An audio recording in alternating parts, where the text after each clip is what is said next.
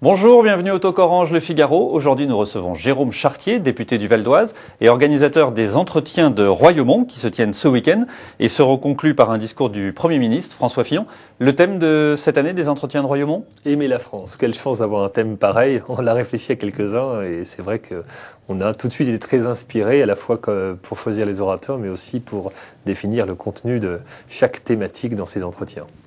Nicolas Sarkozy était à Toulon hier pour un discours sur la crise et l'Europe devant plus de 5000 personnes. Alors avant d'aborder le fond du discours, la forme, c'était un discours de campagne, ça y est, le premier meeting de la campagne a été lancé hier à Toulon, comme le dit le Parti Socialiste. Alors ça voudrait dire que le président de la République est en campagne depuis 2007, puisque j'ai retrouvé des élans de 2008, j'ai retrouvé tout ce qui fait la force de Nicolas Sarkozy comme président de la République. Nicolas Sarkozy est une personnalité incroyable. Stupéfiante. Les Français, à chaque fois qu'ils me parlent de Nicolas Sarkozy, ont ces mots à la bouche. Un président hors norme, un président qui sait prendre les décisions, un président qui agit. Et au fond, on a tout retrouvé dans ce discours de Nicolas Sarkozy, hier à la fois l'homme qui agit, l'homme qui explique de façon très précise la crise, les fondements. Et l'homme qui s'en prend aussi à la gauche, puisqu'il y avait toute une salve sur les 35 heures, sur la retraite à 60 ans. C'est ça qui donne l'impression aussi que la campagne n'est pas loin. Mais il a bien fait, puisqu'il est régulièrement attaqué par la gauche. Et pourquoi est-ce qu'il ne pourrait pas se défendre ? Ça serait le seul homme politique qui n'aurait pas le droit de se défendre face aux attaques de l'opposition. Heureusement qu'il l'a fait, et heureusement qu'il a mis en perspective les projets de la gauche face à la crise d'aujourd'hui, qui est le deuxième volet, comme il l'a expliqué, de la crise de 2008. Et je pense que c'est très important pour les Français que ce lien soit bien fait entre la crise d'aujourd'hui et la crise de 2008 et surtout l'origine du financement du modèle français par le déficit qui date de 1974. Sur le fond du discours, notamment la partie sur l'Europe, une des grandes critiques, notamment à gauche, c'est l'alignement de la France sur l'Allemagne. Vous êtes d'accord avec cette analyse, cette crainte que la France se mette totalement sur les rails de l'Allemagne ? J'ai écouté ce matin le discours d'Angela Merkel. Et qu'est-ce que j'observe ? J'observe que d'abord Angela Merkel fait référence au discours de Nicolas Sarkozy et au fond qu'elle part du même principe, c'est-à-dire le renforcement des institutions européennes. Donc ce qui signifierait en quelque sorte que l'Allemagne se met sur la voie de la France, puisque c'est Nicolas Sarkozy qui a pris la parole le premier. Oui, mais sur des thématiques totalement allemandes, puisqu'au fond, c'est la rigueur d'un côté et sur la Banque centrale européenne, assez peu de mouvements. La thématique du renforcement du poids du politique dans les institutions européennes, ça, c'est une thématique de Nicolas Sarkozy. C'est lui qui lance le besoin de renforcer le poids du politique.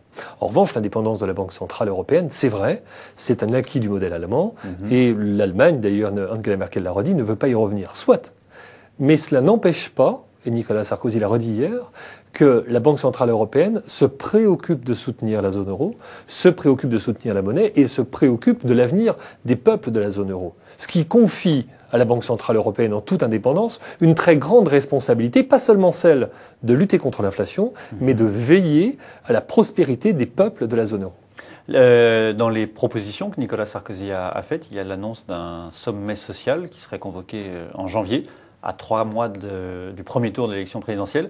Manuel Valls a dit que c'était une provocation. Vous croyez que les syndicats vont pouvoir venir, qu'il va sortir quelque chose d'un tel sommet si proche de l'élection ? Alors pour suivre Manuel Valls, la crise que l'on est en train de vivre est une provocation à quelques mois de l'élection présidentielle. Mais est-ce qu'on choisit la crise ? On ne choisit pas la crise. Il y a une obligation de bouger, de trouver des solutions, c'est ce que vous dites. On le voit bien, plus ça va, plus il faut être réactif rapidement. On ne peut pas se permettre de laisser le temps au temps, comme disait quelqu'un il y a quelques dizaines d'années. François Mitterrand. François Mitterrand en l'occurrence. C'était une vision politique que je respecte, mais qui n'a plus cours aujourd'hui. Aujourd'hui, chacun observe, la force est dans la réactivité. Il faut agir bien, il faut agir vite. Et donc, on ne peut pas attendre l'élection présidentielle, même si elle est dans quelques mois, pour prendre des décisions qui s'imposent, de telle sorte que l'on fasse le mieux possible face à la crise. Nicolas Sarkozy a proposé de refonder l'Europe en négociant un nouveau traité. Vincent Peillon, qui est membre de l'équipe de campagne de François Hollande, était sur Canal+ ce matin. Je vous propose d'écouter sa réaction. Quelle légitimité, M. Sarkozy, pour engager la France, comme ça, dans la renégociation d'un traité ? Quel débat démocratique va-t-on avoir ? On ne peut pas entrer dans la renégociation d'un traité. Ça prend des mois, c'est extrêmement compliqué, ça nous engage pour des décennies. L'opposition a dit très nettement par la voix de François Hollande, qui a rencontré le président du Conseil et de la Commission cette semaine, nous ne voulons pas de traité. Nous sommes dans une crise aiguë Les traités, ça prend très longtemps. Ça peut être le chaos rajouté au chaos. Alors, il n'y a pas de légitimité, selon Vincent Peillon, pour demander un nouveau traité. Il y a un risque qui a été pris quand même par Nicolas Sarkozy, mettre l'Europe au cœur de la campagne présidentielle. Non, c'est une responsabilité qui a été prise par Nicolas Sarkozy. Mais la responsabilité, c'est celle de regarder les faits tels qu'ils sont aujourd'hui. L'Europe a une place prépondérante pour l'avenir de la France et pour l'avenir du monde. Aujourd'hui, personne ne peut imaginer la France sans l'Europe, l'Allemagne sans l'Europe, et bref, les 27 pays qui constituent l'Union européenne, sans qu'il y ait une union très forte et très intégrée. C'est la raison pour laquelle aujourd'hui il faut renégocier les traités. Ils ont été construits à une époque où personne n'imaginait une crise aussi forte et aussi systémique que celle qu'on a connue en 2008, et où personne n'imaginait qu'un jour des marchés financiers puissent remettre en cause la solidité des dettes souveraines. C'est ce qui vient de se passer depuis quelques semaines, quelques mois aujourd'hui. Donc il faut refonder les raisons pour lesquelles nous sommes ensemble aujourd'hui dans l'Union européenne et aussi dans la zone euro, et relancer, je le redis, le poids du politique dans la zone euro. C'est bien l'attente des Français. C'est un processus qui sera forcément long, qui ne va pas durer que sur les 4 prochains mois. Oui, et Nicolas Sarkozy l'a dit hier, et Angela Merkel l'a redit aujourd'hui. Bien sûr que c'est un processus long. Mais est-ce que c'est parce que ce processus est long qu'il ne faut pas l'engager dès aujourd'hui? Bien sûr que non. Je dirais à Vincent Peillon, je lui rappellerai que Nicolas Sarkozy est élu pour 5 ans. Il a été élu par tous les Français. Il a une légitimité incontestable. Pourquoi subitement sa légitimité devrait s'éteindre 6 mois avant la fin de son mandat? Ça surprendrait tout le monde. Heureusement qu'il est là pour pouvoir engager la France dans un avenir à court et moyen terme. Et puis, après les élections, nous verrons bien qui poursuivra la discussion autour de ce renouvellement du traité européen. On parlait du risque d'engager un tel débat pendant la présidentielle. Vous craignez pas que Marine Le Pen s'engouffre dans la brèche et fasse de l'élection présidentielle un référendum pour ou contre l'Europe? J'ai pas le sentiment aujourd'hui que les Français sont contre l'Europe. Plus j'ai l'occasion de rencontrer des Français dans mes déplacements. Dernier référendum en 2005, le non l'a emporté. Oui, mais est-ce que les Français avaient vraiment répondu à la question qu'on leur posait? Je n'en suis pas sûr. D'abord parce que la question était très compliquée, convenons-en, et ensuite parce qu'il y avait d'autres problèmes à cette époque qui faisaient que les Français avaient envie de répondre à une autre question. Lorsque j'organise des réunions publiques un peu partout en France, répondant à l'appel de mes amis députés qui me convient, et des fédérations EMP, qu'est-ce que j'observe? J'observe que les Français sont pour l'Europe. Ils veulent plus d'Europe, ils veulent surtout mieux d'Europe. Une Europe où ils ont le sentiment que les politiques dirigent véritablement. Ça n'a pas été le cas pendant des années, Karl Meus. On a plutôt eu le sentiment que c'était les fonctionnaires qui dirigeaient l'Europe. Oui, mais alors justement, dans une des propositions d'Angela Merkel ce matin, elle parle d'union budgétaire qui pourrait aller loin. On a évoqué un contrôle des budgets votés par chaque pays, par peut-être la Cour de justice. Vous êtes favorable à des propositions de la sorte qui, là, dépouillent la représentation nationale d'une partie de ses prérogatives, un abandon de souveraineté?